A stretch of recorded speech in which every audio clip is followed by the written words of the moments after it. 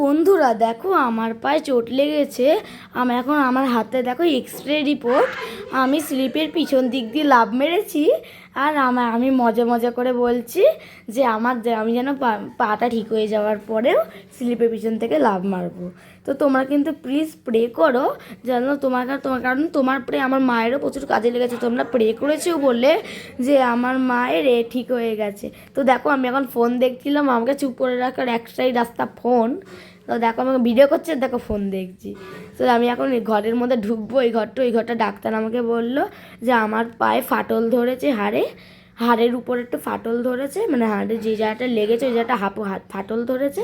আর উপরে বোধহয় আগে কখনো একটা হাড় ভেঙে গেছিলো, ওই হাড়টায় একে একে জয়েন্ট লেগে গেছে, ওখান দিয়ে হাড় বেরোতে পারে। তো ডাক্তার বুঝতেই পারছে না, তাই আমাকে আজকেও যেতে হবে। কালকেও গেছিলাম। তো দেখো, তো দেখতে থাকো।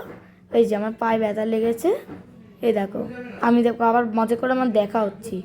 তো দেখো আমি কি বলি।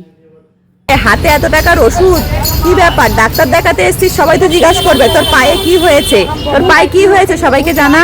আমি স্লিপের পিছন থেকে লাফ মেরেছি। স্লিপে তো সবাই স্লিপ খেতে যায়, স্লিপ চড়তে যায়, তুই স্লিপের পুকুরে লাফ মেরেছিস কেন? স্লিপের সামন দিয়ে চলে, পিছন দিয়ে লাফ মারে, তাই আমি পিছন দিয়ে লাফ মেরেছি। ভিতরে কেউ লাভ মেরেছে আজ পর্যন্ত? হ্যাঁ।